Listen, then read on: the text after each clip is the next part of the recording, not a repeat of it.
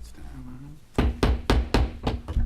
Good morning. I want to call to order the October 22nd meeting of the Rutherford County Regional Planning Commission to order, please. If y'all will stand with me for the prayer and the pledge.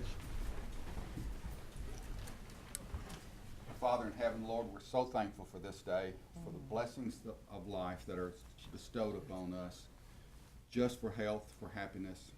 And Lord, we pray that you be with this commission this morning as we conduct the business of Rutherford County. Please be with our soldiers in arms as they are still fighting for our freedom overseas. Be with America as we are about to undertake a very important election.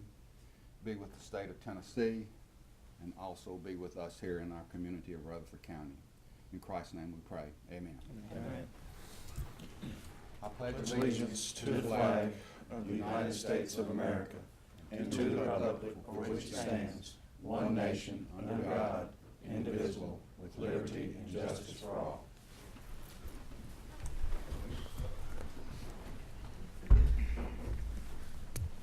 Call the roll, Gail.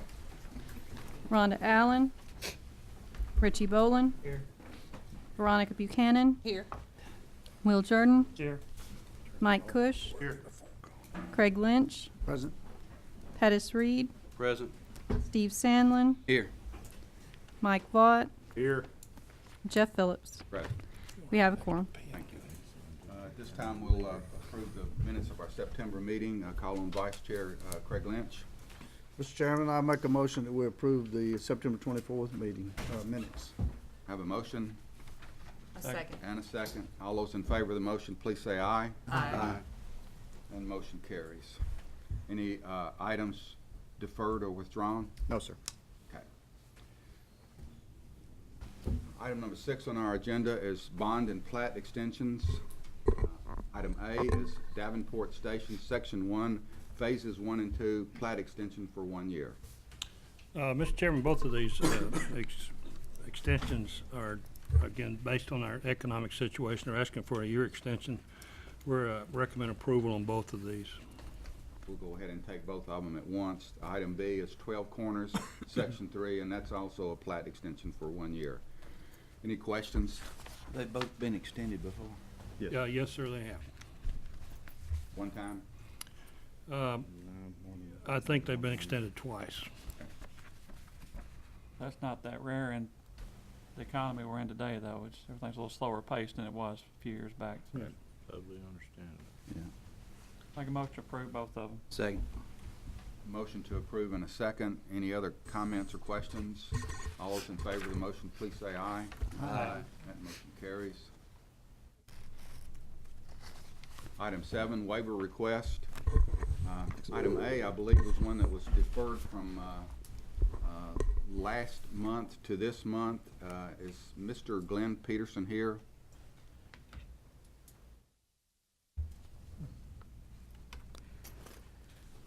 I'd like to recommend that we defer this for another month and allow Mr. Peterson, if he still wants to do this, to be here. We have, and just for the board's information, we have been in contact. Before the night meeting, we talked, and he had mentioned that he had had a conversation with the owner of the property, but the owner of the property seemed hesitant to sign anything based on the access to being out of Coffee County and that kind of thing. Basically what I told him is they really need to hash that out before really coming back to talk to us about it. I did try to contact the applicant again on Friday, but I never did get a return phone call, so I'm not sure if they're really still wanting to pursue this or not. So Really don't have to defer if you guys want to deny. They've already paid their money for the apply. I at least allow, I guess there's cost involved in yes, this. sir, there I'd is. It is. Allow them their opportunity to be heard. So I'll make a motion to defer this 1 month till the next day meeting. Second. Motion to defer in a second. All those in, any questions? Well, I got Richard? one comment, I guess. Doug, I'd asked if we could get I know we've got a outline of the plat or the site. If we could figure out where that, which track he's looking to get and what's there now, to where we can kind of understand a little bit more about what's Something a going little on more this detailed site. than what you get. Yes, sir. Yeah, I can't really tell what I'm easily looking at here. Yeah, I can easily do that, sir. Good question. Any other comments? All those in favor to defer, please say aye. Aye. Any opposition? Motion carries. Item 7B, Wilma and Thomas Powers. Item 12, 4005 are requesting a waiver from the distance requirements for fire hydrants for subdivision lots for property located along Salem Highway 99. Yes, thank you, Mr. Chairman. This property is located, as you stated, along Salem Road, just past Thompson Road. The existing property is one of several tracks, most of which have their own road frontage. The one in question, and there's a copy of the plat, or the survey really, in your agenda packet, we'll be looking at track 9. And you can kind of see there's a faint outline in there for the 5 acres that he'd like to carve out of this property. Basically, again, he'd like to divide about 5 acres off the existing 31-acre tract for a family member, his son. This would be the second tract off of an easement, so a plat would need to be submitted for staff's review. Of course, this would also require the tract to meet all the subdivision regulations, even though it's over 5 acres, being off a private easement like this. While the survey does show soil sites on the proposed tract, because of how far it is off the road, it will be over 1,000 feet from the existing fire hydrant. So before the applicant spends any time and money submitting the plat to actually create this lot, they wanted to see if they could get a fire hydrant waiver. Conversation with CUD indicate that while the line could support a hydrant out front, it's not practical, nor would they recommend a line be placed all the way back there that could meet the requirements for fire hydrants for just one lot. So with that, I'll be happy to answer any questions, and the applicant is present. If this lot or tract was like a flag lot and had property all the way out to the road, it wouldn't need a waiver at all. Is that not correct? That would be correct, sir, yes, if they were able to somehow Yeah, do if they had a that. 50-foot neck to come in, so that would be fine, Yes, correct? yes, sir, it And would be. stuff. So, and this is just a matter of lines on a map, whether they actually own that easement or use an easement. Correct. Yes, sir. You're asking, I mean, it's track 9, correct? Yes, sir. So there's been 8 others. Yeah, there's the track's all in existence today, and not track 9 really is the only one that has a private easement that accesses. All the others you can see actually are pretty much flag lots Right. that access the road, so technically meet the They all The meet the subdivision. requirements. Right. And they are doing this for a family member. based on what they told us. Yes, sir.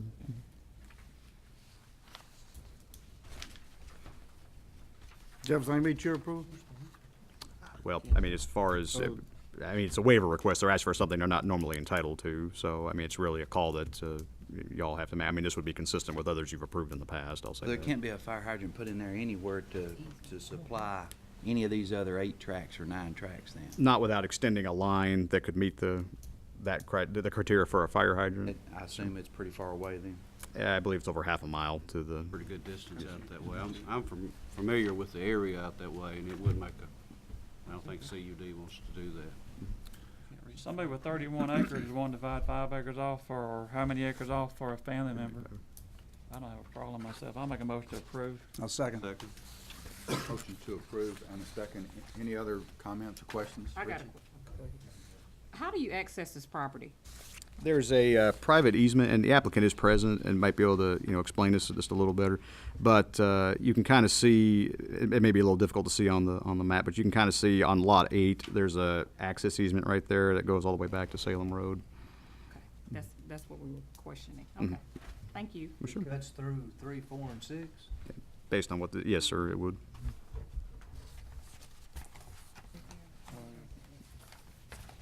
Mr. Powers, is that correct? Other comments or questions? Have a motion to approve and a second. All those in favor, please say aye. Aye. Any opposition? That motion carries.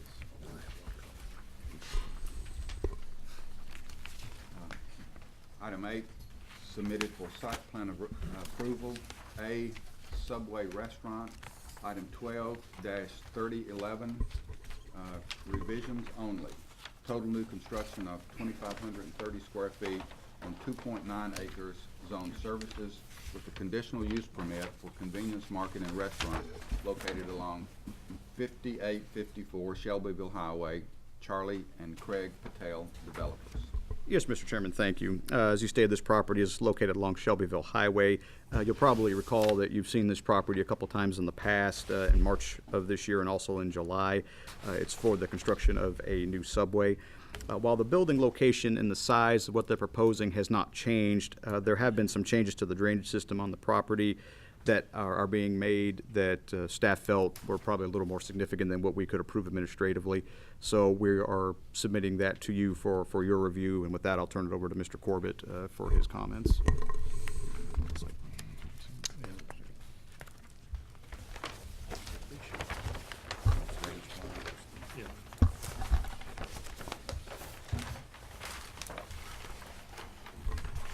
And looking at their drainage, we had some challenges in meeting the new stormwater requirements as far as quality and quantity. They've redesigned this, and the way it works is it meets our requirements now. We still have a challenge. There's an orifice coming out of here. It's a 1-inch orifice that, because they're required to detain the first runoff for 48 hours or whatever it is. So, and we want them to go to a 2.5-inch orifice. That's a minor thing that we can handle in the construction plans, but they had to redesign this to meet the new stormwater requirements, and it meets our requirements at this point. We recommend approval with the contention that we work out the little orifice thing in our pre-con meeting. Is this the one that had the filter system in the back parking lot where they're going to clean it? It had to be sporadically cleaned out. This is, you mean the, Little tank system that had a Yeah. filter. Yeah, we I talked remember. about that. right, they moved it from the front part over, if they moved the location of that. That's what this one is. Jamie, A and B, which one's Subway? Do you know? If you stand in front of the one on the right-hand side, Okay. the left-hand side of the second building there. Okay. Yeah, A and B. Which one's A? What's A? A's on the left. Yes, sir. Yes, sir. Do we know A's. what B or is any? nothing No, yet? sir, they don't. Not at this time. But what I do want to also add that I forgot to mention to Doug is I've had several meetings with Folly regarding this advanced sewer system that this site has. Well, Folly called me Friday, and I've actually got a meeting with him this afternoon. But the system, we've got 2 drip fields in the back. If you look at that, I think the utility sheet is the second sheet. What Folly's boss has said now is that we've got to have a property line, basically splitting those 2 drip fields. They're basically like a step system. They're 2 drip fields, but it's for 2 single lots. So what you're looking at now there, the only difference, instead of having an easement around it now, that it's going to be a property line that's going to split those 2 drip zones. So I want to make sure that I don't have to bring it back up here next month just because I do a minor modification of a property line. You got enough dirt to do that? Yes, sir. Mhm. Because you'll have to have setbacks off the property line. Correct, I'll have to have, yes, sir. And I think I've got 15 feet from the property lines up to the further there. But I've got a meeting with him this afternoon at, I think between 2 or 3, and the soils is not the issue. We got plenty of soils. It's just their biggest thing now is they want to put a property line to separate those 2. Used to, we could put them in easements. Now they want them totally separated, so. So one of them goes with the house? Yes, sir. Yes, sir. One will go with the house, and one will go with the 2 subway. So the convenience store and gas pumps may not be May not completely be. over, because that may end up on one. Yeah, yes, sir. That'll probably be on the lot there on the side. Now they're looking at possibly a Family Dollar going there in the future. They're negotiating with them right now, so you may see that in the future on that side. Is that gonna mess up your entrance and exits and stuff? No, we're gonna still go out that main entrance right there because that's the split that splits the highway there. It's got an existing opening there, and we're putting in 3, a left turn out and a right turn and an entrance there. So we're gonna keep that still the same. Once we do the Family Dollar, everybody will kind of migrate to that same access point. The septic system you're putting in now to handle the house will be the same system that will handle whatever building Yes, sir. goes in Yes, the sir. They're future. both going to be at the identical size, but 2 separate systems. Only difference is Subway will have a grease trap, you know. You got a good wide sweeping entrance too. Mm-hmm. Yes, sir. And our biggest change, like he said, is in order to make this advanced sewer system in the back, we had the pond back there, and have the offsets from the drainage to the soils, it just eat it up. So we ended up looking at evaluating underground detention, which is very costly, or putting it up front there. So we've moved it up front there. So kind of the change you see today.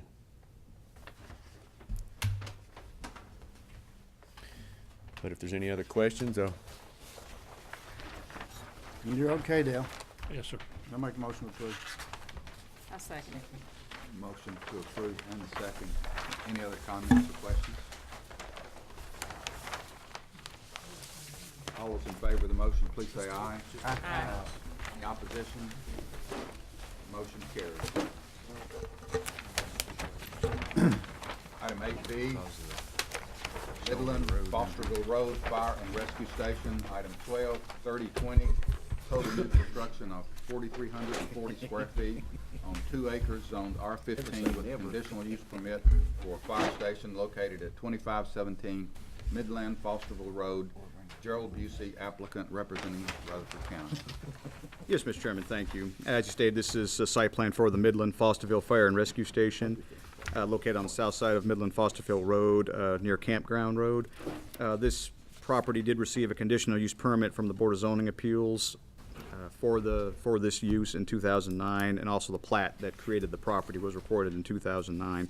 The plat, for the most part, or the plan, excuse me, for the most part, appears to be in pretty good order.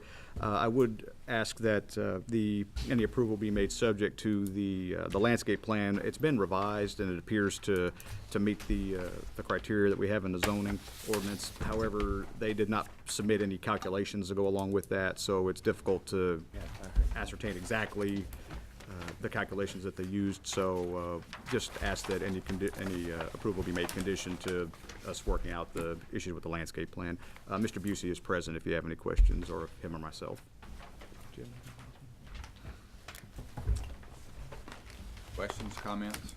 Doug, the fire station at a minimum setback line, 50 feet back there, can anything go, if we ever considered sometime a big tank to dump water, could a tank of any kind go, anything go on at 50 foot? I mean, accessory structures have different setback requirements. This is for the principal structure, so I think there's some potential for that. Yes, sir. If you want to put something beyond that. In the back, you're talking about? In the back? Yes, sir. In Yeah. the back. I'm just sort of looking, thinking maybe some tanks inside the county at some strategic spots. We've Sure. talked about red cap fire hydrants, and it's an idea that's been brought up, and one place that would be strategically located right there if we talked about it, but there is room right there. I don't even know what size tank we're particularly talking about. May not even be, but we could if need be. Yes, sir, you could. It would require revision to the site plan, and depending, if we're under the new ordinance by that point, we'll have a little more leeway as far as what's administratively approved, as far as size and everything is concerned. It won't have to automatically come to planning commission, but it would require an update to the plan itself. But to answer your question, yes, I think that there'd be room there to do that. Yes, sir. Good question, Craig. Anything else? Ready for a motion? I won't be voting. I'm not voting, because I'm on the fire department. Motion to approve, subject to all staff comments. Motion to approve in a second. All those in favor of the motion, please say aye. Aye. Any opposition? Motion carries.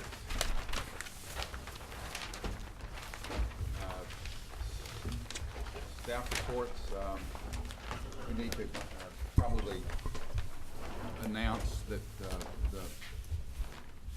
there will be a public hearing on the proposed Rutherford County zoning ordinance on Thursday, November the 15th, before the Rutherford County Commission. So it's coming closer and closer. So the next full commission meeting, Rutherford County Commission meeting, they will conduct a public hearing. Doug, do you have anything? I have nothing further, sir. Okay. At this particular point, that really concludes our agenda items. We will stay in session for training, and anyone that wishes not to sit through that training, you're probably kind of a good time to leave. The rest of us that are for the commission will have some training to go through. And before we get into that, and I forget, our next scheduled meeting is a 6 p.m. meeting, and I think it's set for Tuesday. That's correct. November the 12th. Does that sound right, Gail? The 13th. Yeah, it's the day after Labor, Veterans Day. Yeah, it'd be the 13th. It is a Tuesday, you're correct, but it'd be the 13th of November as Okay. opposed to the 12th. You're right, it is the 13th. Thank you. Okay. You want to introduce? What we want to do is, Todd's going to give us an update on the new stormwater ordinance for the Rutherford County. We were required by our new permit to update our ordinance. This will be given to you. We're going to then take it through the Public Works and on to the County Commission, because any changes to the ordinance have to be through the County Commission. There's some fairly significant changes here. We need for you to be aware of them because they will be showing up on some of the new plats and stuff. We're going to follow that up with a presentation by Eric Hill on the presentations on information to determine if you need a turn lane or not. So, Todd just got back from a meeting over in Memphis last week. Spent about 3 days going through some of this new stuff that EPA is requiring. There's also a meeting next month he's going to. EPA is going to put on a couple of days where they're going over some of their new requirements. So it's gonna be fairly dry, but we recommend if you had to ask any questions, because it's stuff that we'll have to deal with for at least the next 5 years, and then they'll change them again.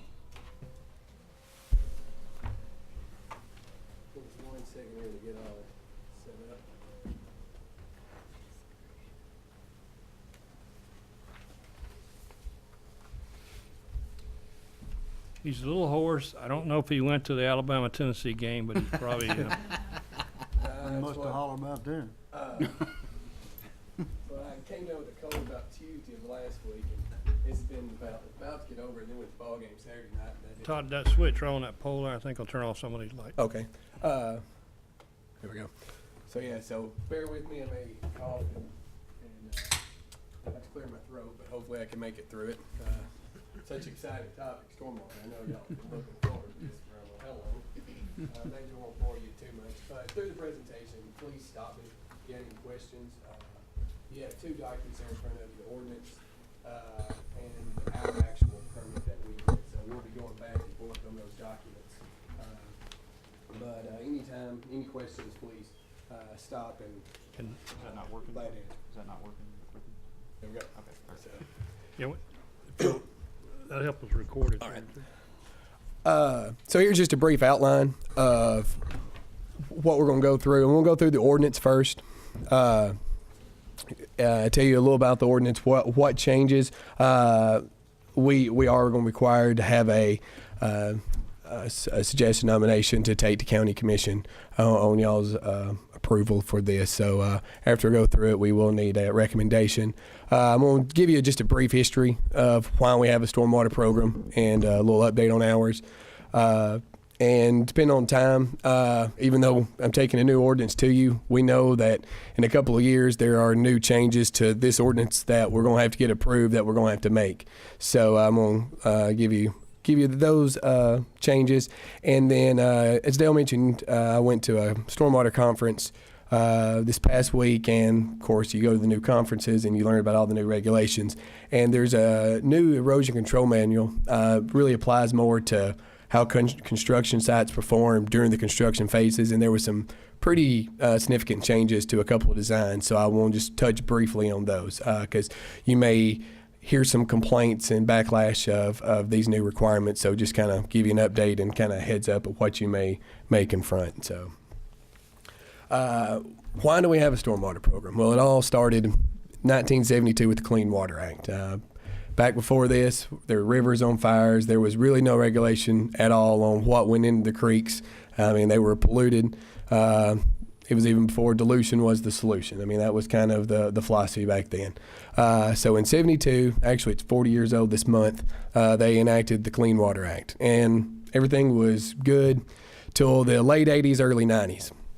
And at that point, advisory groups were not really happy with where the Clean Water Act wasn't getting the streams clean enough. So EPA came out with, at that time, just the MS4 stormwater programs, and it affected cities with a population of 100,000 or more. So in Tennessee, there's 4: Nashville, Knoxville, Memphis, and Nashville. Those are the 4 Phase 1, as we call them now, communities that fell under the Stormwater Act. So they had to create a program, create an ordinance to help get these streams clean, because they didn't feel like the Clean Water Act was still doing its due diligence. So that passed, and life was good for a few years.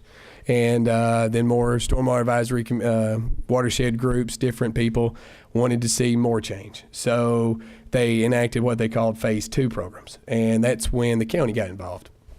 2004, all cities that had a population of 10,000 people or more, or had a certain density, if your city was 1,000 people per square mile, you may have fell under that 10,000 population requirement, but you had more than 1,000 people per square mile, then you were affected by this Phase 2, and you fell into requirements. They're different than the Phase 1. They're not, the EPA had the idea to see that, these communities may not be able to promote a program like the Phase 1 communities could, just for budget reasons.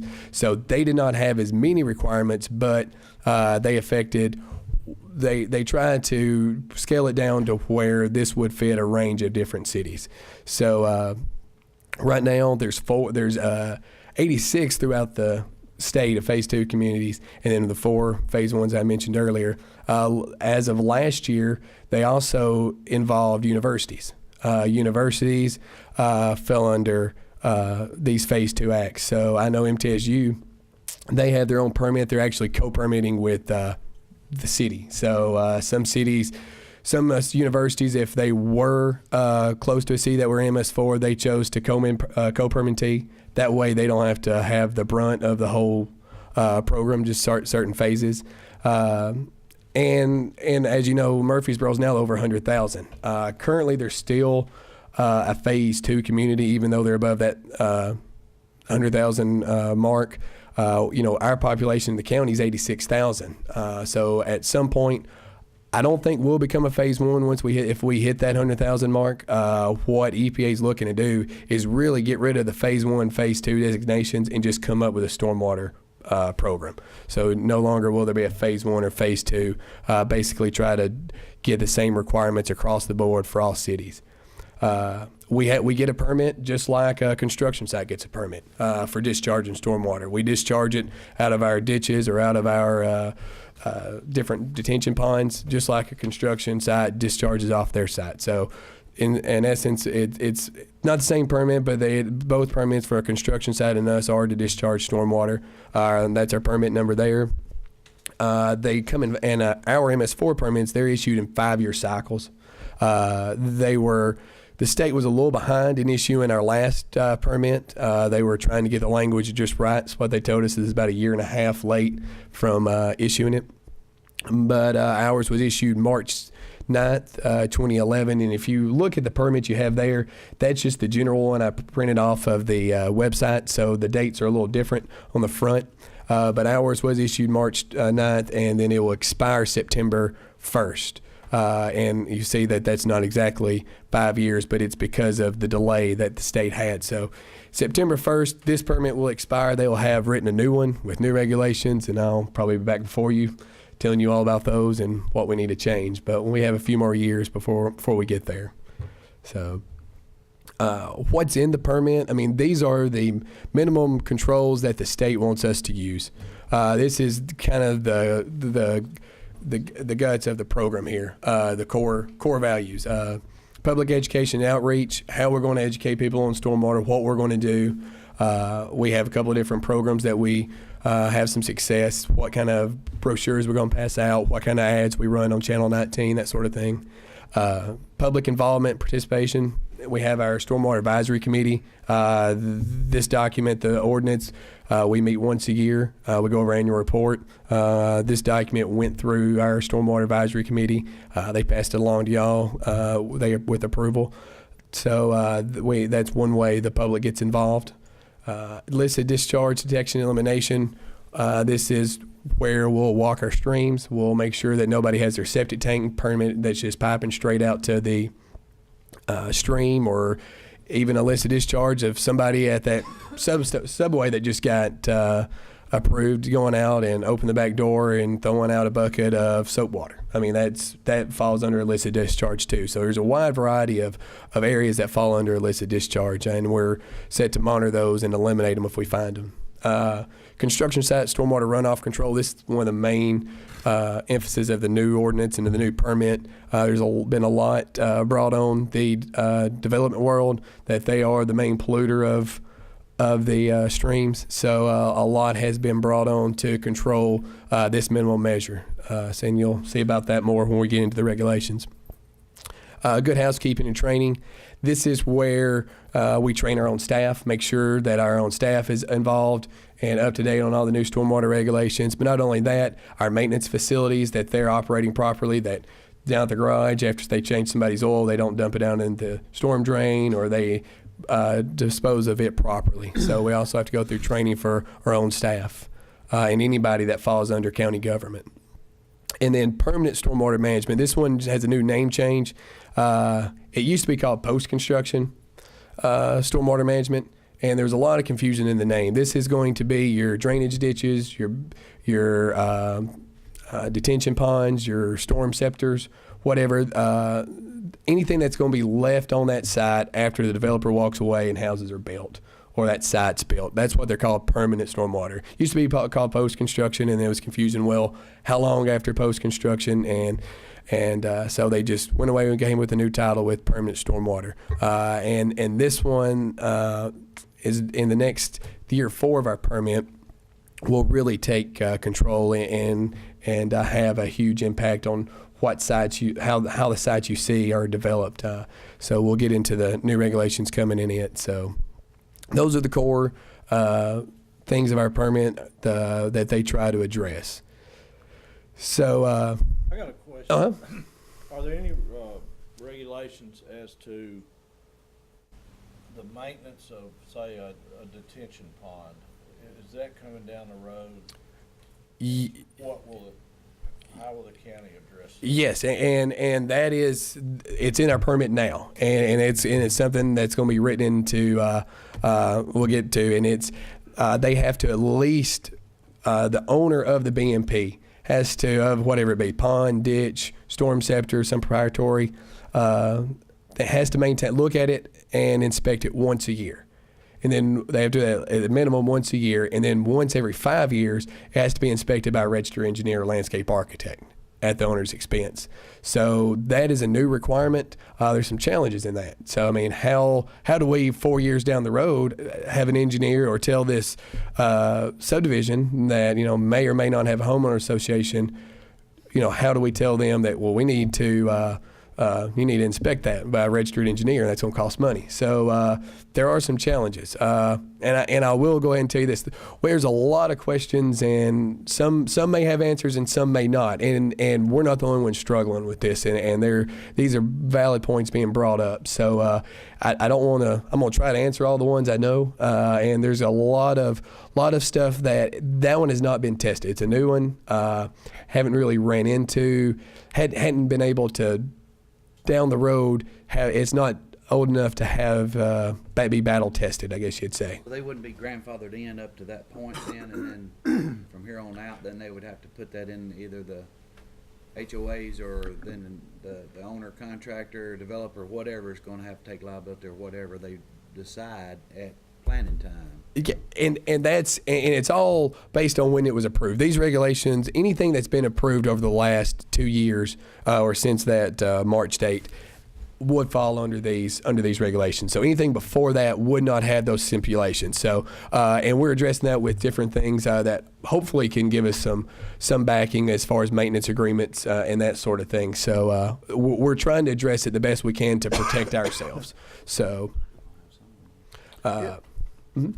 I probably don't realize, and everybody else probably don't realize how stringent these stormwater regulations are. You talk about that subway. If he dumps a bucket of mop water over his parking lot, is there a sheet flow distance, or is that just totally out of the question? That is, it's the fact that it's illicit. There may not be a quality issue there, but there are that is still considered a discharge, and because he physically dumped that water through there, and Not ever a sheet flow distance for 100 feet or anything? no, because there's not a quality issue there. It's the act of just dumping the water. That's not, because the only thing that's supposed to be going in the storm drain is storm water. So that is where the problem lies. It's not necessarily that mop water is going to pollute the stream. It's just the fact that something other than stormwater is getting into the storm system, and that in itself is the illicit discharge. So The high school band having a car wash in the parking lot's illegal. yes, those and car washes are very necessarily not in this state, but in some states they are very, very they're frowned upon. There's companies out there that install these, they call them BMPs, but basically you put it over the storm drain where all that car lot is going, that car wash is going on, that collects all that storm water, cleans it before it gets in the storm drain. So, I mean, people are making, it's the wild, wild west times in the stormwater, because, I mean, everybody's out there making a BMP to clean up this water, and everybody's trying to sell their product and telling that it removes this much of pollutants, and it fits the regulation, and it is a growing time, and that's the thing. The regs are coming down from lawsuits to the EPA, and EPA's having to hand them down, and businesses and owners are taking full advantage of it, coming up with different BMPs. So it's a tough job deciding which ones are actually legit and which ones are, you can tell somebody's trying to make a dollar on. So If they got out in the middle of the campus, there's still, and did it on the grass, got washed, there's still no minimum. now, if that water never makes it to the, if it gets out in the middle of the grass and that water never makes it to the storm drain, then you're okay. But the way the drainage is set up, like at that subway, if they pull it out of the parking lot, all that water is going to go straight to that catch basin and straight in the pond, and that is where the They go over 15 feet into the grass. if they go over 15 feet in the grass and pour it out, and that water never makes it into the storm drain, then it's not a illicit discharge. It's the actual act of that water getting in the storm drain. How long before it's illegal to wash your own car in your driveway? Yes, and that is one of the things that is heavily promoted, is not washing your car in the driveway. That is, when we do our presentation to fourth graders, when we had the Kid City, that was the one thing the state really was pushing that, and it's, don't wash it in your driveway, because that water runs straight down to down your driveway into the roads and down the curb and gutter, and that was one of the presentations we did. I mean, it's ideally you'd want to walk in the grass, so that's the scary part. That, I mean, these regulations are only getting stricter, and And what's your cell phone number? yes. For all questions, please contact Dale Corbett. Car 549. Yes. So, but for the ordinance, I'm on the little outline. We're going to highlight the significant changes. I was going to give you a copy of the old ones, but we revamped them so much. I mean, I would have highlighted the old ordinance. All would have been highlighted. So we'll go over won't go through word by word through this, but we'll hit the high points. And I'll refer back to where some of these regulations come from, that we're just not pulling them out of the sky, but actual permanent language that shows why that we have these regulations.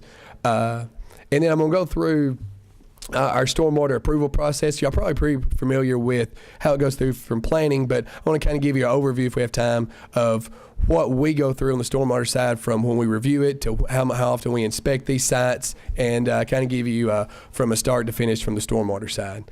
And then after that, I will need a recommendation to the county commission on y'all's approval or disapproval of the ordinance. So with that, we'll jump right in to the ordinance.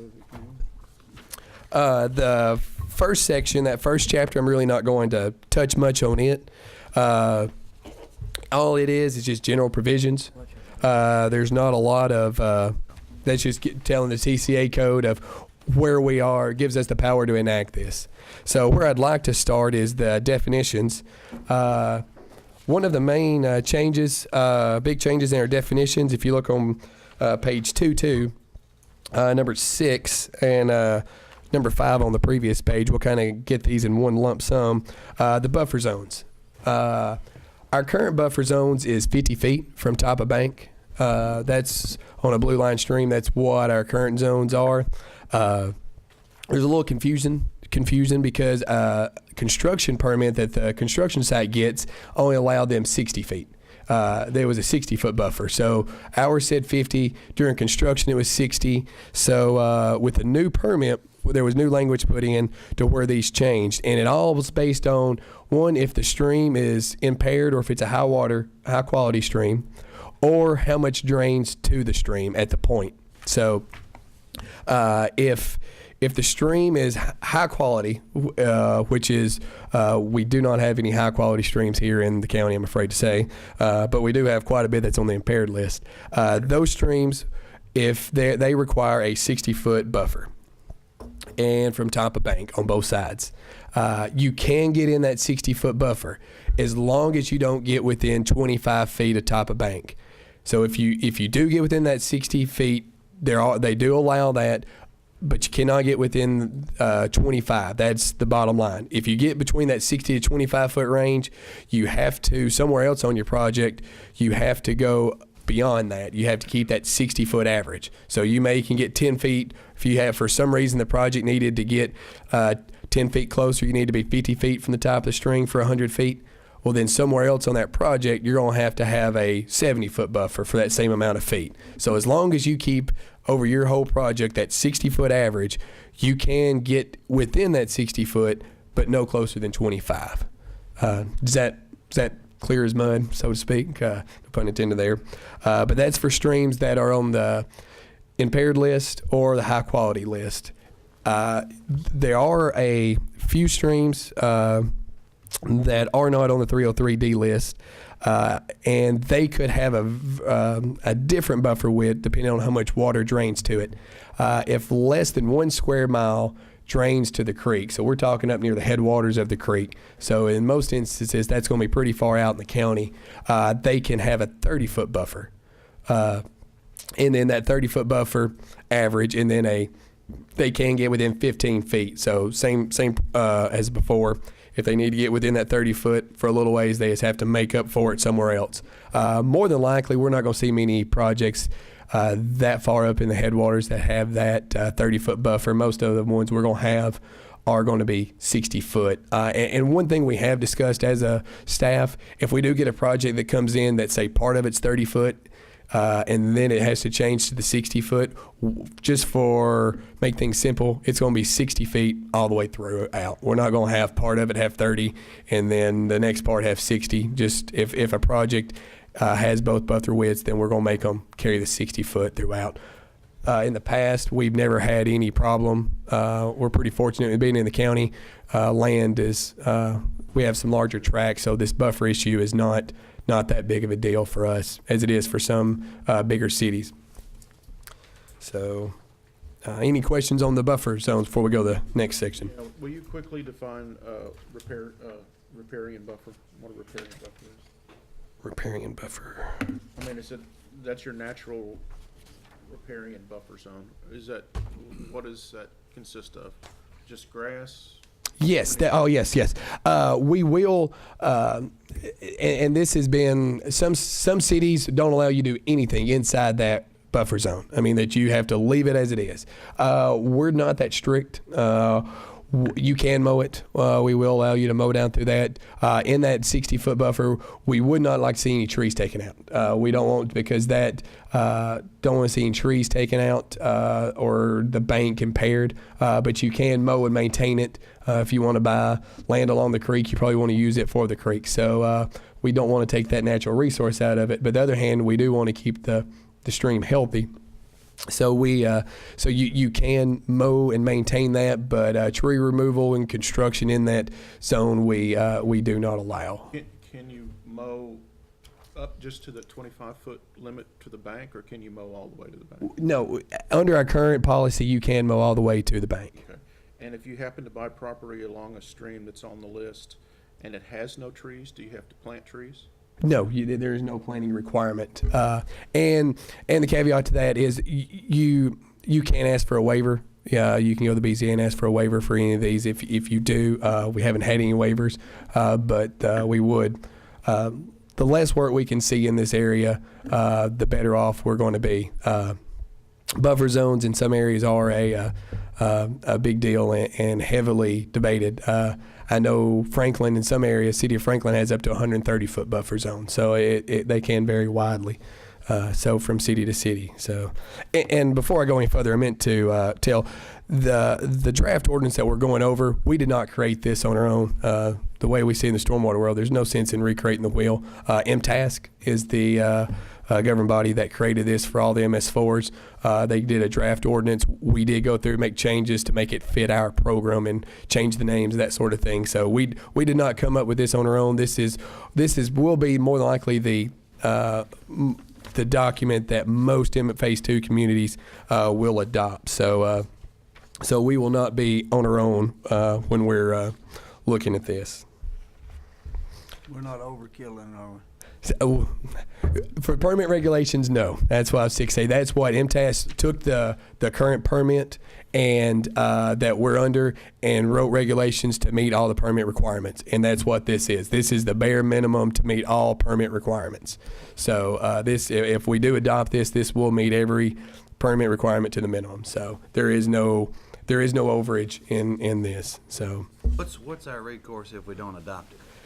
If we don't adopt it, we actually have an audit coming up. About every 2 years, our stormwater program's audited. If we don't they'll go through, make sure we have our ordinance in place, have all our regulations in place, and doing what we need to do. If not, we're subject to fines. I know Chattanooga, back when they started, they've actually got a pretty good stormwater program now. But they said they weren't going to do anything. They said, you know what, we're not going to mess with the stormwater. They'd put in their budget and they kind of get cut every year. And EPA, where the state came in and said, you are going to have a stormwater program, and they fined them, I think it was like $600,000. This was back 10 years ago. Fined them $600,000 and made their permit more strict. So there are some pretty big repercussions to not fully adopting and doing what the state says. They can come in and really fine us if they want to. Who conducts the audit? State EPA? This state does the 2-year audits. EPA can come in if they want to anytime and do an audit. We actually had EPA on our sites about 6 months ago. They came in and did a surprise audit. We didn't get audited our program, but the Nissan plant got a construction site audit from EPA.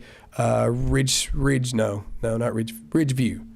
What used to be Crescent Ridge. They had a audit from EPA on their construction site. We actually had a borrow pit get an EPA audit, and went out to that borrow pit, and the guy working it had no idea what a SWIP was, and didn't know what a stormwater permit was. It was not the owner, and they were about ready to start doing some fines just on a simple borrow pit, and then about the owner showed up and then was able to give documentation. So EPA will come down, and that's kind of their emphasis now, is going to be making more and more rounds on the stormwater permits. So Not like the IRS coming after you. mm-hmm.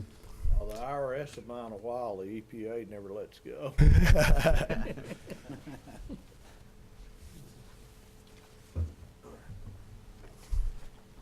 Okay, moving on, we'll skip over a lot of these definitions. You read through this, and if y'all want to, I mean, it's a great read. So y'all can stay awake through it. Any agricultural implications within the county regs now? No, that's what ag is still exempt from the stormwater permit. We do not govern ag, so those are still exempt. So if you have a pig farm and the pig farm drains into a stream, that's okay?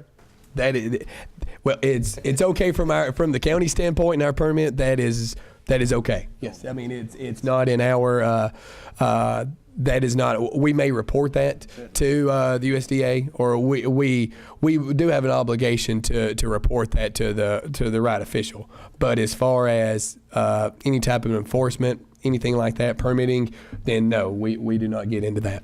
Let me make a comment there.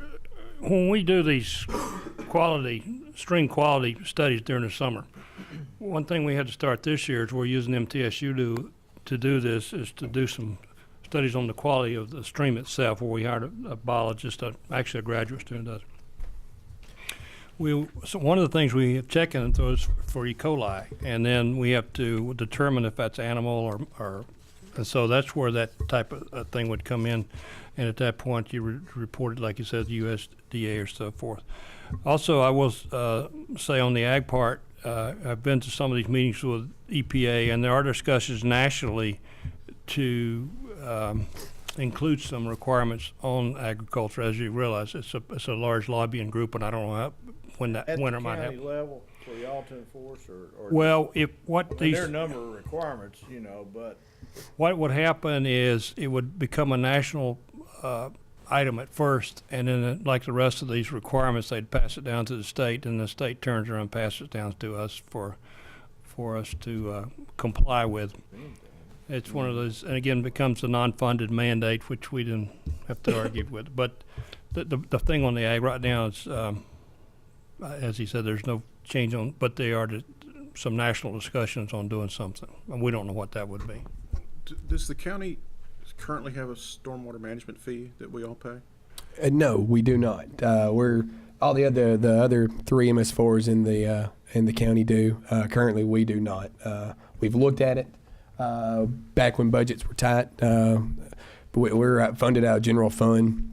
When all everything was going, we was collecting fees off our land disturbance fees. Now that money did not stay in. That was the one thing when that was set up. It rolled back into general fund. So there are those first couple years in 06, 07 when everything was going. I mean, we were collecting $700,000-800,000 a year just off our land disturbance fees. End of the year we were losing that. But we were still just our general salary comes out of budget comes out of general funds. So back when 2 years ago, when budgets were getting pretty tight, we looked at installing one. They passed new regs that we can put it on the property tax, because billing was a big ordeal. We don't have a utility that goes out to all county homes. So say that's really because of the sewer systems that the three municipalities have. That's their billing mechanism. That's what 6A. They're still under the same regs and that we are. They just have a billing mechanism that they're able to put that out on. And that's their going through and raising their effluent at a higher rate with the stormwater than just their normal water usage. So that's why they're having to.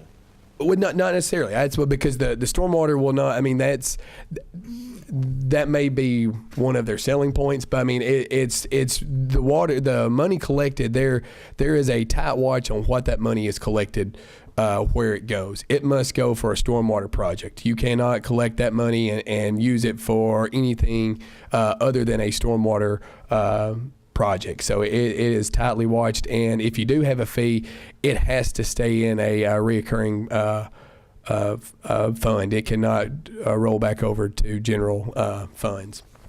So, but we did pitch that, and the mayor at this time said we did not want to implement that. So that's kind of where we stand on that one.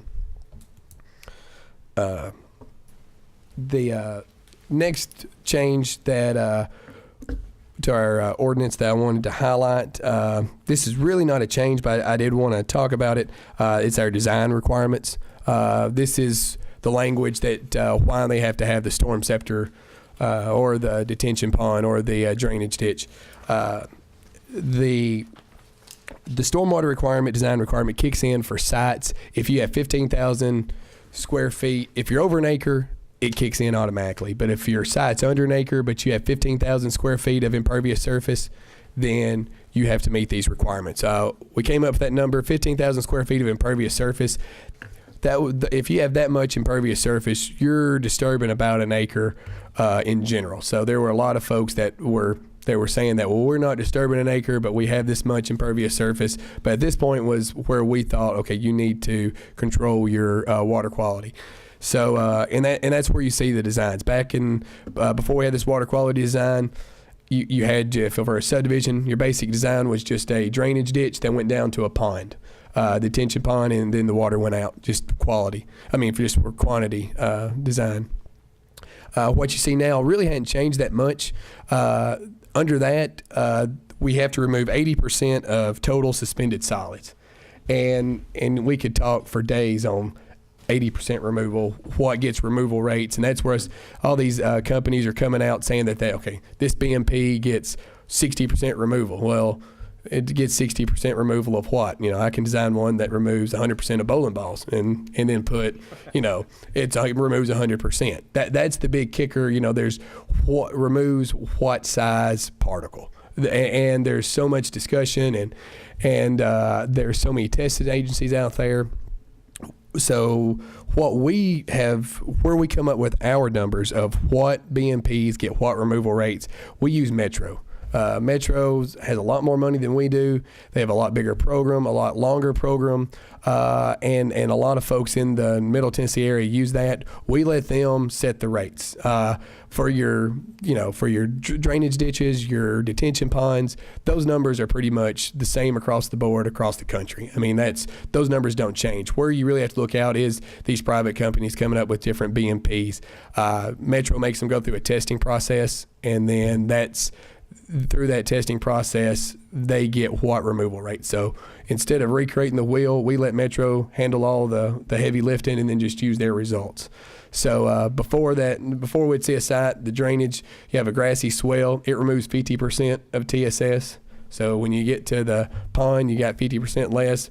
The old detention pond, it would remove 50%. That's kind of the accepted standard. So you're at 75% removal, so you're not making the 80% that's required by this regulation. So that's why you see these detention ponds now that have the water quality orifice, like we talked about earlier. Basically, it holds the water in the pond it has to hold it for at least 24 hours, but not longer than 48.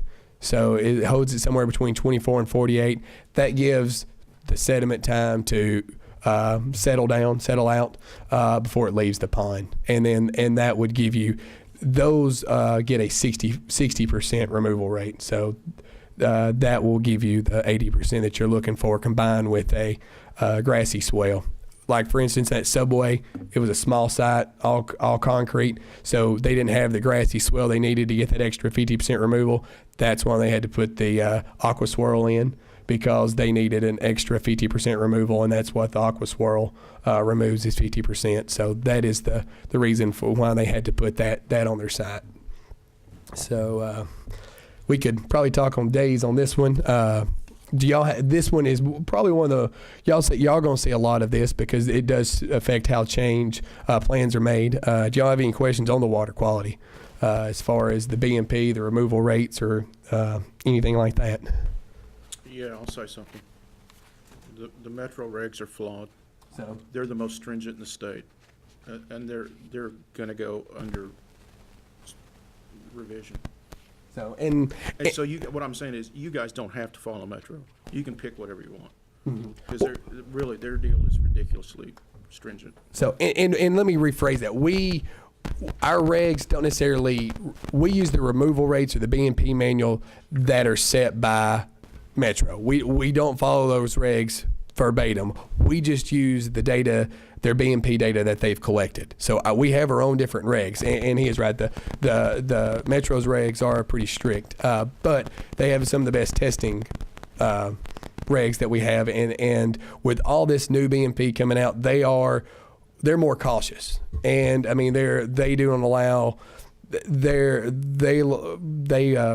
rely on the side of caution. They don't want just any BMP out there.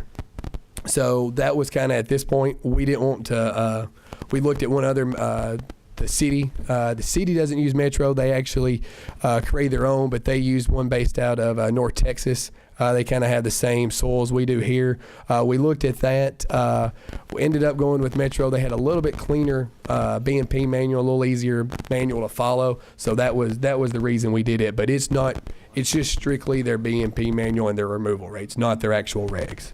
Let me make another comment. One of the reasons we're going with these other people, again, it gets back to budget, what we talked about earlier. If you're going to go into your own testing program or your stuff, then you're adding a lot of staff and a lot of stuff that runs up the budget quite a bit. So we try to utilize, as Todd said earlier, something that is existing that will be accepted in the area, and we agree what you're saying. But in our case, we felt this was probably the closest to what we have at this point in time. Todd, on construction sites and or if it leaves detention or retention ponds, those snakes that they use, are those filtering devices, aren't they? Yes. And that last site, there, you'll actually got a email this past month. What's the development off of Muirwood? Muirwood, they are going to start using those on their home sites instead of silt fence. Instead of these, they're going to start using these erosion eels. They're just a baffle. They're the ones on the last plan. They were 9.5 inches. The big thing on those baffles, the selling point is it's cheaper to put in than silt fence. Silt fence, it's the product for product. If you're just buying the product, silt fence is cheaper. You can get silt fence for about less than $1 a foot. But the main thing that people that are selling these baffles, wattles, whatever you want to call them, is the reusability or the ease of being able to move them to get a truck in. Where you're going to run over a silt fence, then you're going to have to come back in with a trencher, put them back in the ground. These baffles, they're 10 foot long. You'll be able to pick them up. Now, when they're full of water, they're pretty heavy. So, I mean, it may not be a easy lift. But the main thing that they are approved by the state, by EPA. The big thing is the size of them. You might see them fail, and the reason you see them fail is they were not size big enough. They may have needed I think the ones on the subway, they had a 9.5 inch diameter. A lot of them, and all they have to maintain, and that's the other thing, if you're driving around town and they may be overtopping, they only have to handle the 5-year storm. So they only have to handle that first 1 inch of rain. So if we get 1 inch of rain, all these BMPs technically, they're going to fail. I mean, that's all they are designed for. They're not designed to carry the 10-year, the 15-year, the 25-year. They're just trying to design to carry that first flush and that first 1 inch rain there. So once we get more than that, they're not made to handle that. So just because you drive by side and you may see sediment leaving. Now there are enforcement actions that can be taken, but it's not necessarily just a failure of the product. So we made sure that we specified, and it's all based on slope, on how big of a wattle you have to carry. So,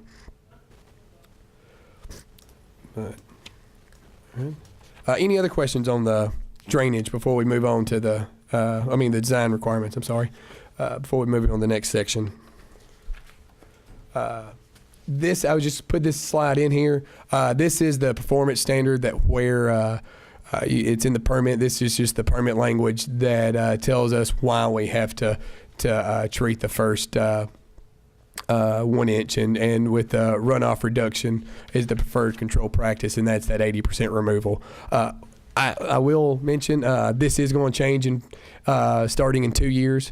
This 80% removal is not going to be the top priority, and I'll touch on that in a little more in a couple other slides. But the plans y'all see coming up in the next 2 years will drastically be different than what you, because of the design requirements that are coming up that we know about. They are a lot more stricter than they are going to be now. But I'll touch on that in just a little bit later. While we're still in Chapter 4, there were just couple of little high points I wanted to hit. If you look under number 2, number 3 is land development. I'm not going to go through this list, but those are the lists that fall under who needs a permit. Those are the folks that if you fall under any of these requirements, then you're subject to the permit. 7 and 8, we've touched on this a little bit, but I won't hit these I want to touch on these at the same time. Permanent stormwater management plan and the maintenance and repair plan. Well, like I said, maintaining these BMPs, like we said earlier, having to inspect these BMPs, it's all permit requirements. So what we're going to require is a maintenance agreement, and I think it was about six months ago we brought some maintenance agreement for y'all to look at, and y'all approved, and we actually have one site that already has a maintenance agreement on it. Along with that maintenance agreement, we require a stormwater management plan and a maintenance plan. So not only are they signing an agreement they will maintain it, but we are also requiring the engineer to tell how they're going to maintain it, how often they're going to maintain it. We have a couple of templates to go along with whatever BMP they're using to kind of help them out, with that, of what requirements to meet their permits. But it's just not going to be a maintenance agreement that just says you are responsible. It's actually going to have a plan with it telling, what you have to do. And all this gets recorded with the Register of Deeds office before we have a pre-con meeting. So, and I'll touch more on the maintenance agreement in a few more slides, but the language here is talking about the plan that they are required to have to maintain these. So it's just not, we're going to throw them the wolves and just say, hey, you have to maintain it. We're going to require the engineer that designs the site to submit a plan to showing how they have to do that. All right. Chapter 5 is the permanent stormwater management.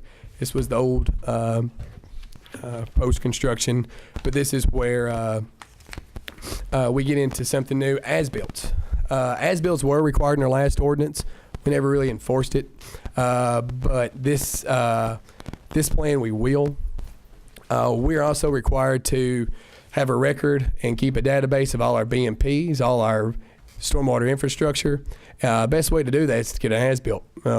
So currently what we're doing now, I have a part-time assistant that she scans all the construction drawings, and she goes in and into GIS and actually draws all the stormwater pipes in, the ponds in, inventories it that way.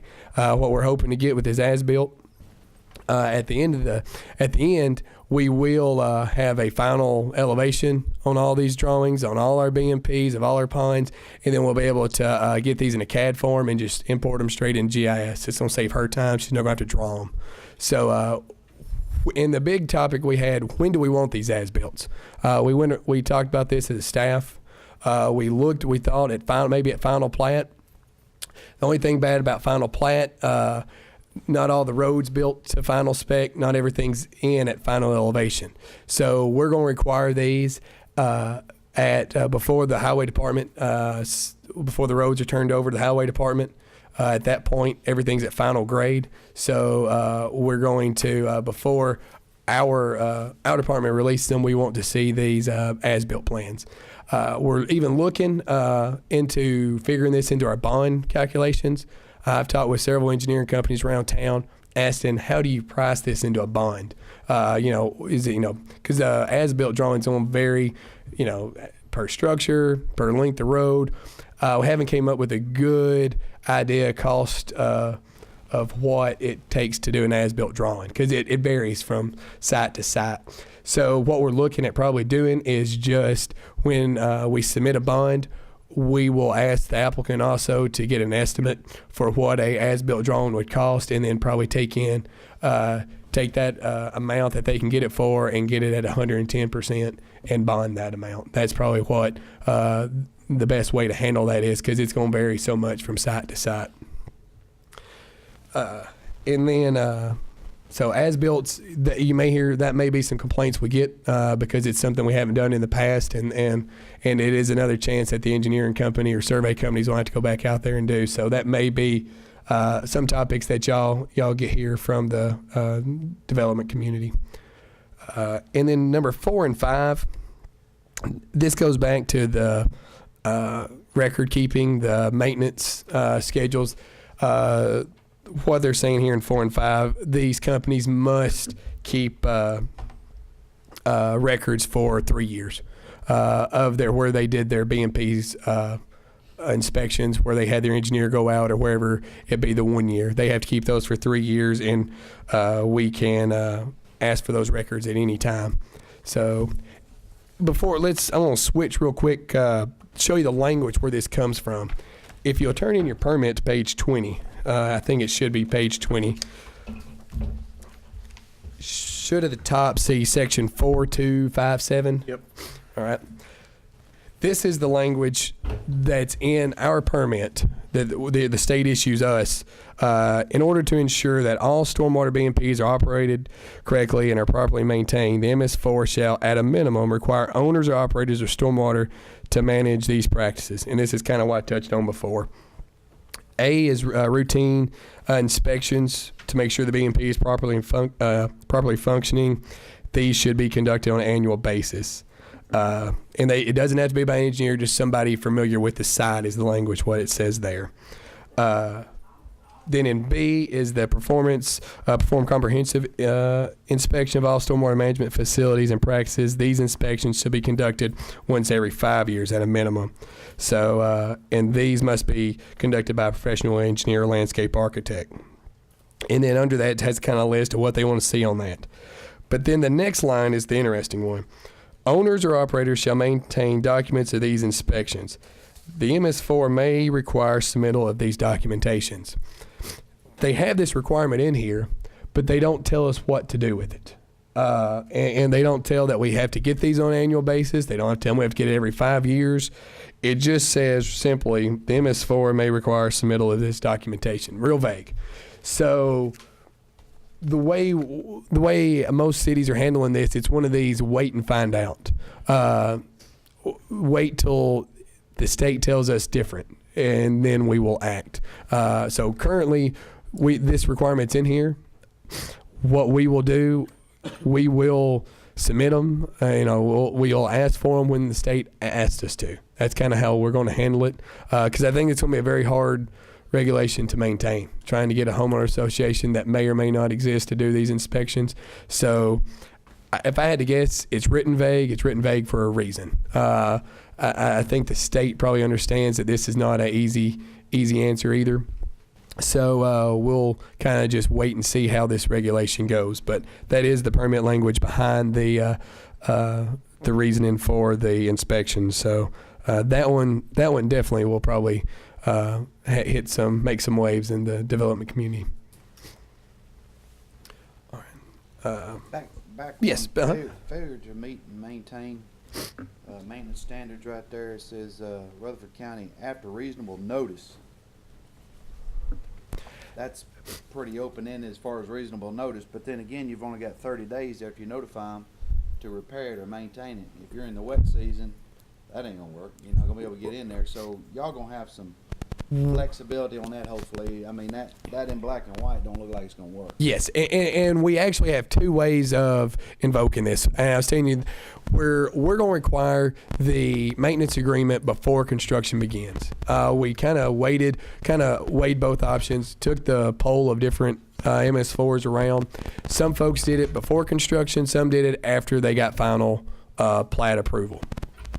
We went with before construction because some of these BMPs, like for instance the Aqua Swirl, it needs to be maintained during construction. So we wanted, sure we can if it wasn't maintained properly through our ordinance, we could go after them and get them to fix it. But if we have this maintenance agreement, our maintenance agreement is a lot more stricter than our ordinance regulations are. All right, with our maintenance agreement, we can write them a notice, and within 30 days they have to fix it. Or have a plan back to us with some reasonable answer, like you were talking. If not, then we can put it out to bid and have put in bids for the person to come out and clean it, maintain it, whatever action needs to be taken on that BMP. With our stormwater ordinance, it's more of a step process. We'll have to send them out a notice of violation. We'll have to give them a written notice. I mean, it's more of a procedure thing. The way we saw it with the maintenance agreement during construction, it just gave us another stick to swing. I mean, granted, we've been pretty fortunate. We haven't had to take anybody to court, hadn't had to find anything. We get pretty good work out of just the stop work order. When you stop somebody from working, I mean, that hits their pocketbook more so than a $100 fine a day or something like that. So I think the issue is going to be solved during the construction. I'm thinking on the back end after it's developed and there's a problem, there's a blowout or something happens, then that's when it's going to be a problem. The developer, contractor stuff's gone, HOAs disband it or whatever, and then you got all these homeowners going, hey, we got, we're saying you got a problem, and, I'm looking worst case scenario, of course. but Oh, It no, can we've- happen. Yes, no, and we've played that scenario over and talked with Josh, and I think he's already left. But and that's what they actually a subdivision actually has to, before it gets final approval, they record a homeowner association. Now, it's in the developer's name, and then once the developer sells the lots, he turns it over to somebody. And is there most of the time, more times than not, these homeowner associations, there may be one on paper, but there's not somebody out there collecting fees. And what we've been, and I hope I'm not misquoting here, but what we've been told, even since we have one recorded, we are technically covered if we have that maintenance agreement. That maintenance agreement goes with the homeowner association. If there's not somebody out there collecting fees, in theory, we could put a lien on every home in that subdivision for the cost of whatever it is to repair that. Now, So you do have an enforcement mechanism there that keeps it coming back to the county general fund, to the county general taxpayer then? yes. Now, as much as I do, putting a theoretically, right, putting a lien on every home in that section and trying to get that, trying to get that cost incurred. Is that something that we want to do, or is that something that we want to pursue other ways? So, but we do have a back alley or have some coverage there through this maintenance agreement. So we'll see how that. I don't see us if it's there if we need to enforce it, but that may be a worst case scenario there that have to go to that route. Probably down the road a ways. It was sir. Probably down the road a ways. Yes. You just have a structured failure like Steve was talking about. So yes, so that but. You got silt buildup too after, everybody's doing their yards and all it's- that sort of stuff. And so the first 5 years or until the development's finished, so to speak, you're gonna have those situations and are just growed up, clean, need to be cleaned out, all that sort of stuff. Nobody's doing anything about it. Right. And that's the catch-22 right there. You got this whole subdivision that really maybe even wasn't told you have a homeowner association. Nobody's taking control of it, and nobody's collecting any money off of it. And you hate for it to come back to the county, and us taxpayers over here is doing our deal. They're not, we don't want to pay for theirs. No. I know the subdivision closest to mine, the adjacent homeowner, I would assume that they're maintaining and mowing the retention ponds, and it actually looks pretty good, but you can see the case where they have trees growing up through them. Yeah. A whole lot of silt in them Well, yeah, at some point. Yeah, and that's the thing. That's the whole point of these things is to catch silt. So I mean, if they're not catching and building up, then they're not working right. So I mean, the whole point of these is to catch that silt. So they are going to have to be maintained. They are going to have to be cleaned out. So that's with this maintenance agreement. It kind of gives us some backing to just say, look, we're not approving these and then just saying, okay, we'll worry about how we're going to maintain these later. With this maintenance agreement, kind of puts out front that we are trying to get that homeowner association, and maybe we'll have some better luck if out of these homeowner associations, if they know that there is a maintenance agreement and they are responsible for this. Maybe the more we can educate them, I don't know, that may be pie in the sky, but we'll see what kind of results we Let me get. make a comment. These maintenance agreements will be signed by the developer when he starts. When he turns that homeowner association over or does not, he's still got his signature on it, and it's still his responsibility until he signs that to someone else. The idea at that point is that document would then also be recorded with the deeds over there. So initially, the homeowner association, if he turns it over, will have somebody that will sign for it for that homeowner association. Up until then, the maintenance agreement stays with the developer until he takes and assigns. Now, if he does not assign that maintenance agreement to the homeowner association or to an individual, it still maintains responsibility for him. And just because he signed a 3-year agreement, after the 3rd year, if he still has ownership, he's still responsible. Yeah, because these are for perpetual Protective, maintenance. They don't have a time limit that they set on. And Todd, did I understand on the commercial side, and we'll keep the subway as an example, if I promise to if I signed a 3-year promise I'm gonna maintain, and in the second year you come by and I haven't done anything, are you saying that you, and if I ignore your 30-day, if I ignore you, you're saying that the county has the ability to go out to bid and take bids for cleaning or correcting, and then I, as the owner, am responsible for that bill? Yes, that is correct. And And if I don't want to pay that, then I got to go to court. you have to go to court, yes. And it's not only the cost of the maintenance or whatever actions are being taken. It is, I mean, we also can include the work to get that done. I mean, all administrative fees, that sort of thing too, that we can recruit. But that's for all sites that have a pond, any type of pond, ditch, or a proprietary BMP. And that maintenance agreement it's an agreement for, I mean, it's for the life. I mean, it's yeah.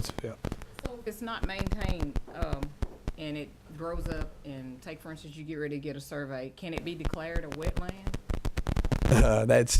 I've heard of that happening. That's why I was wanting clarification on it. Yes, and a lot of times a pond grow up, and the first thing you see is cattails growing in, and once you see cattails, it's wetlands, and it would have to be defined wetlands by the state. That more than likely, I don't want to really go on record too much and say what you can and can't do in the wetlands, but if it wasn't a wetlands before and it was a pond does not turn into a wetland. So you can go in, clean that out without getting into a wetlands. It's not like it's an area near the creek that may have or may not have the soils to be a wetlands, and then all of a sudden you start seeing the cattails and other qualifiers for a wetland. So pond's a little different. Just because you see the cattails in it, it's not necessarily declared wetlands. So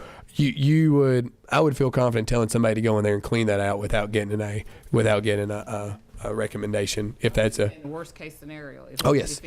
Yes, that's ever maintained. Right. Okay. Yes, no, that and hopefully, and that's why they have those built-in inspections, and to try to keep that. And the county will actually do inspections. May not be yearly or whatever, but we know where these are. We will be going out and hopefully catching these before they get to that point. Okay, good deal. So, but the short answer is it's not necessarily a wetlands. Okay. So. All right. Anything else on maintenance agreements, or anything else that we want to talk about before we go over to the next chapter?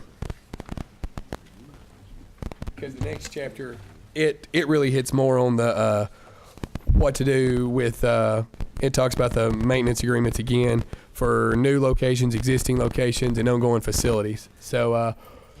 One thing I did notice in review, we looked through this, I don't know how many times, and I noticed that I needed to change the title. Up there just says existing locations and ongoing developments. I'd like to add to that new locations, existing locations, and ongoing developments, because all three of those fall under. So in your recommendation, we may want to note to make certain changes. Add this as one of the changes to the recommendation, that we change the title of Chapter 6. But this just kind of talks more about the BMP's maintenance agreement, kind of the same discussion we had before. It kind of tells what the maintenance agreement shall, what all is responsible, who's responsible for it. And it kind of addresses, that's kind of what 1 addresses. That's what kind of we've been talking about. 2 addresses for these existing locations where there's not a maintenance agreement. Say it's a development that was 5 years ago and we have problems with the pond. Kind of goes through what how we answer those questions and how we enforce those. So they don't have that maintenance agreement. We can go back home, but we kind of go through our written process of sending out a notice violation. Don't have as much of a stick to swing with that maintenance agreement, but we still have power in our regulations and our ordinance to get those problems corrected. We just don't have that 30-day window like we do with our maintenance agreement if we want to keep it. So, but no, that a lot of the stuff that we was going to cover in this, we had covered in the last discussion. So I'll kind of skip through this one kind of briefly. unless somebody has something that they want to bring up.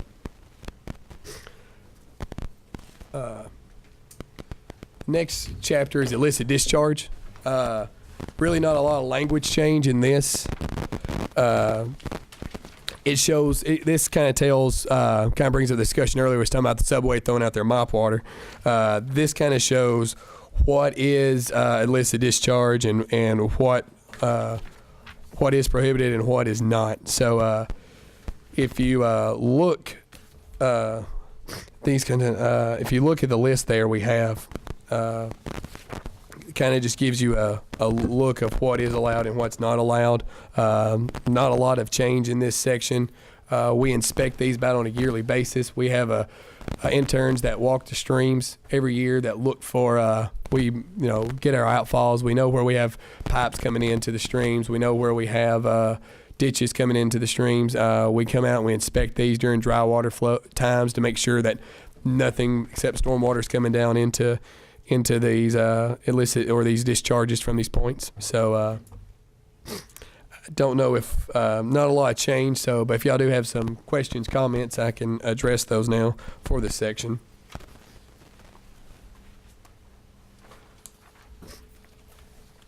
All right. If not, we'll skip on to the next chapter. Chapter 8 is the enforcement. Same language, same enforcement procedures we've had in place before. So we basically we don't want to shut anybody down from working if we don't have to. We kind of go through and we'll give them a written verbal warning if it so be, if that's a good enough answer to get them the problem corrected. If they don't respond to that, we'll give them a written notice. If they don't respond to the written notice, we'll send out a notice of violation. And then if they don't respond to the notice of violation, we'll send out a stop work order. That's kind of our process. At that point, if it's a hard enough offense, we can skip that stop work order right away. If it's, if they don't have any silt fence up and there's sediment leaving the site, we'll stop them immediately. But we had to come up with an enforcement plan, and that's what this is part of our permit requirement, and that's where you see on that page 22 of the permit. If you want to flip to that, you can, but we had to come up with an enforcement plan, and basically it just gives us something on paper that tells how we're going to enforce it, so we're consistent across the board, so nobody can say that we're being too hard on one developer or not hard enough on the other. So this just kind of gives us some consistency across the board that we want to enforce this. So if anybody like a copy of the enforcement plan, I didn't make any copies. of that, but if y'all would like to see that, I can get y'all a copy of that. But it just kind of outlines what type of enforcement we take, and something that kind of goes hand in hand with that's the I left out some slides, got left out there, is chapter 9, the penalty section. Not only in that enforcement plan does it say how we're going to enforce, but how we're going to penalize somebody if they do have a violation. So the county, we can under the penalties, we can fine anybody from $50 to $5,000 a day per offense.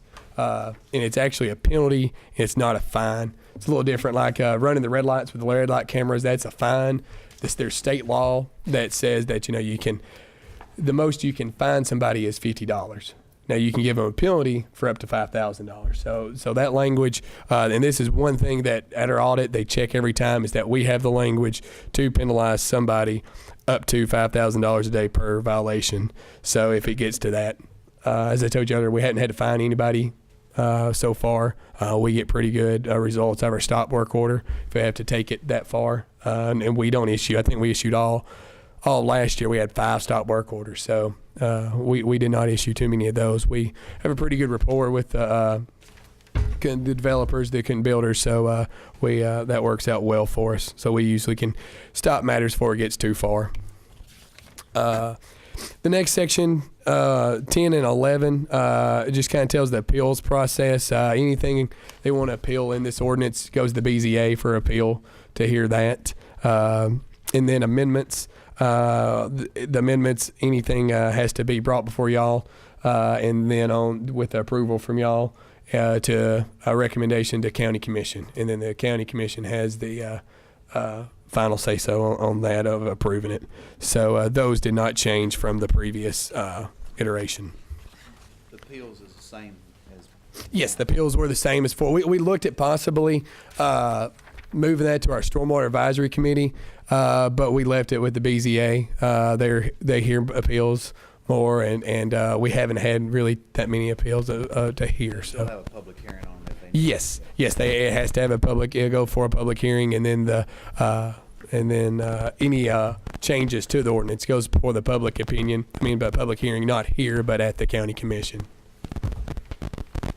So, but that is all the major changes in the ordinance. One thing I wanted to touch on. I told you earlier that there are new changes coming, and kind of let you know what those are. Currently, we were saying earlier, right now we remove 80% TSS. That's kind of the standard we have.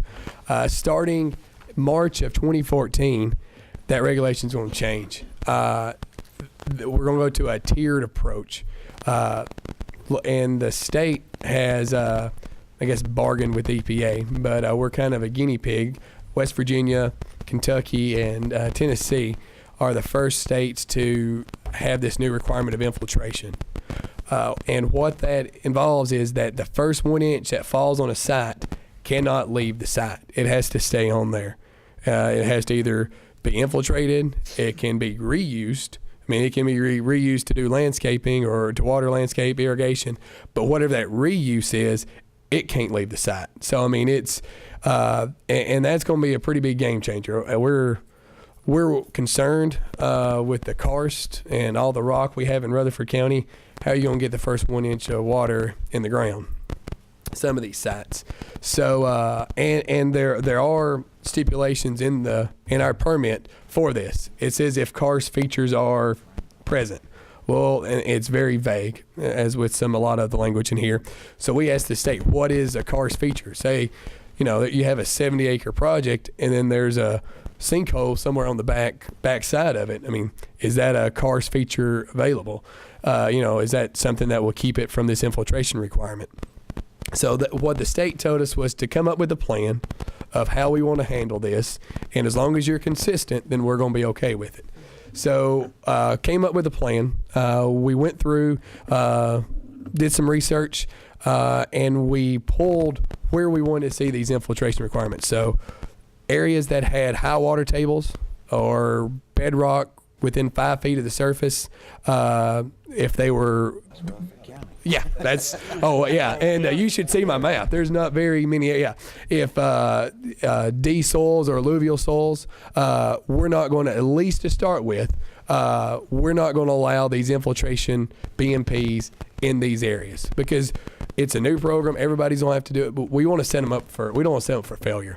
We want to make sure that we get some BMPs in some good places, these infiltration BMPs, and get them working. We don't want to have a bunch of BMPs out there failing. We don't want to see a bunch of rain gardens that don't work or ponds. So at least to start with, if your development's it was over, I think it was only 30% of the county has areas that has the ability to put these infiltration the BMPs in. So there's not many places. So and then I even took it a little further and looked at how many actually were larger than 10 acres that we might see some development on. That number went down even further.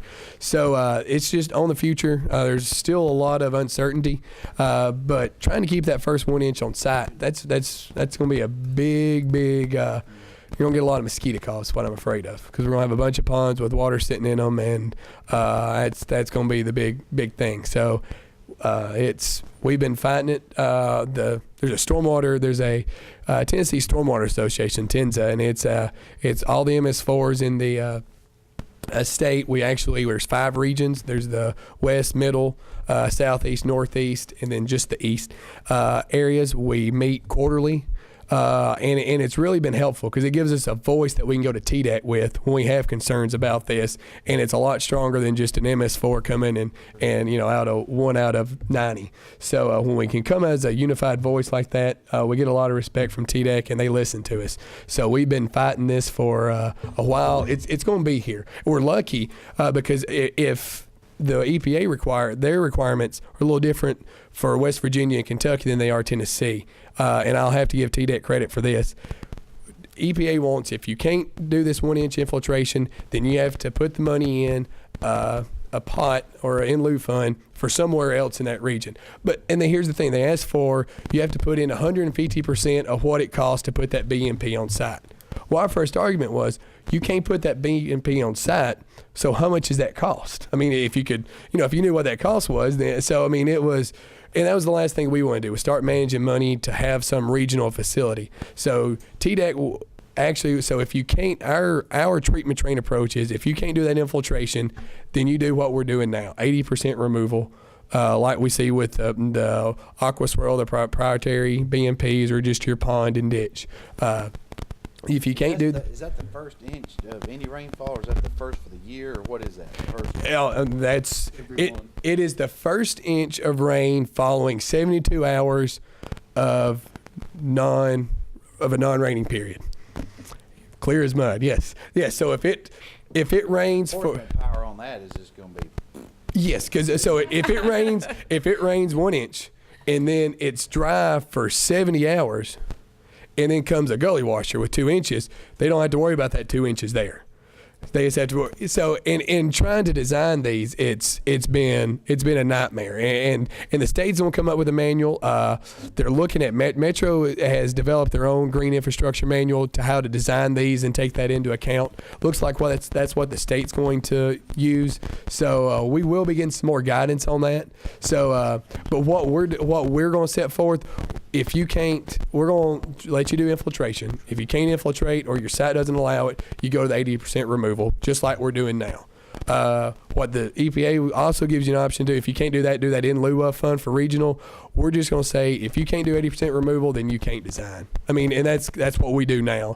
So we don't see why we need to be managing that money for a regional facility and trying to do that. If you can't handle that 80% removal, which most sites can, if they can't, it's just maybe they just don't want to put the money to it, then we're not going to allow them to develop. So that's kind of the future. It's that's just one of the things coming down the pipeline, but that is going to be big when you have to, and it's just 1 inch on the impervious surface. So, I mean, you're looking at a subdivision that has a lot of open space, green space. They don't have to catch all that first 1 inch, but they do have to count in for the roads, houses, anything else. So, You got to catch a percentage that's covered in that subdivision there. Yes. If it's 50% cover or 30%, then that's all that you've got to calculate. That's all. Yes. It's just the impervious, just the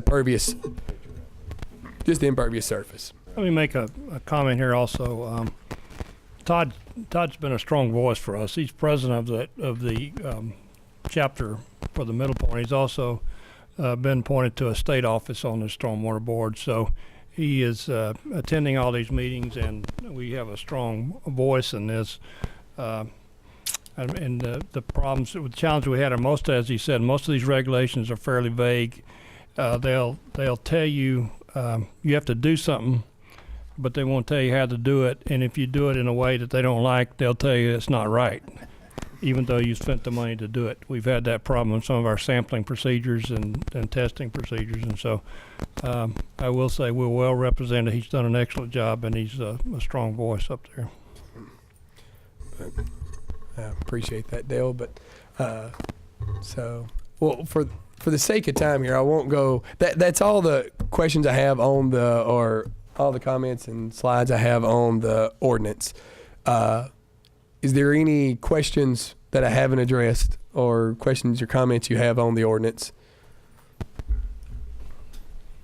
before we move on? And I'm going to be just real brief on the next little subject. I'm not going to go through our workflow development here for just the sake of time. One thing I did learn at the meeting that I wanted to share with y'all, this last conference I went to, the Erosion and Sediment Handbook just came out, and it took effect October 15th, took effect last Tuesday. So, and this applies to all the anything issued after October 15th that has a state permit. They have to meet these new go into this new Erosion and Sediment Handbook. I haven't even got a chance to read it all yet, and I'll tell you, it's like a 400-page document. But basically, it just shows this is the BMPs for actual construction site. Silt fence, check dams. They went through, they revamped it. They actually have some CAD drawings, so to help out developers when they're submitting plans. Kind of goes over design requirements on how to design a site to catch that sediment and to stop erosion. One of the big things that changed and that's going to be required is sediment basins. Sediment basins have been required in the past, and the state's put more emphasis on them. So we're going to start any site that has more than 5 acres drained into it, or 10 if it has more than 5 acres drained into it, it's going to have a sediment basin. So in the past, they just use basically the detention pond. They'll undercut the detention pond during construction, and they'll use that as their sediment basin at the end of the development that catches all the silt, because it is required that a certain size sediment basin, depending on how big the permit is, how big the site is, requires a sediment basin. There are some changes. They're no longer going to be able to use a detention pond because the new requirements on the design, the outlet structure is different than what a retention pond is. So they can still use it in that detention, where that detention area is, but what's going to happen after the last few stages of construction, they're going to have to tear that out and then regrade that area to the construction drawing. So more than likely, instead of having to do the same work twice, they'll probably put it somewhere up above the detention pond, and they got it bigger. This is a sediment. This is sediment.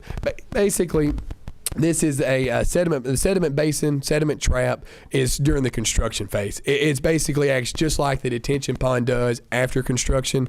This sediment basin, it catches the sediment during construction. And then once construction is over with, the sediment basin is removed and you're left with a detention pond. So, and that's kind of in the past, what they've been done, just undercut the detention pond, use that as their temporary sediment basin, and then when work was done, build it to the whatever plans show the level of the pond, and then they had their detention pond.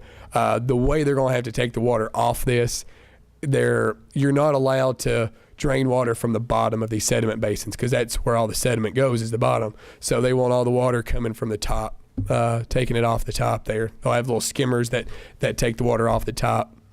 So it doesn't work like the detention ponds do. So basically, I don't know what we're going to see, if we're just going to see detention ponds being put in late during the construction phase, or if we're going to see more of these sediment basins or sediment traps, whichever they prefer to use, up through the development before it gets to the pond. So, and they're quite a bit big. Like for the example we saw was a 5 acre tract. Under the old requirements, they needed a sediment basin of, it was 0.15 acres. Is how big that sediment basin is.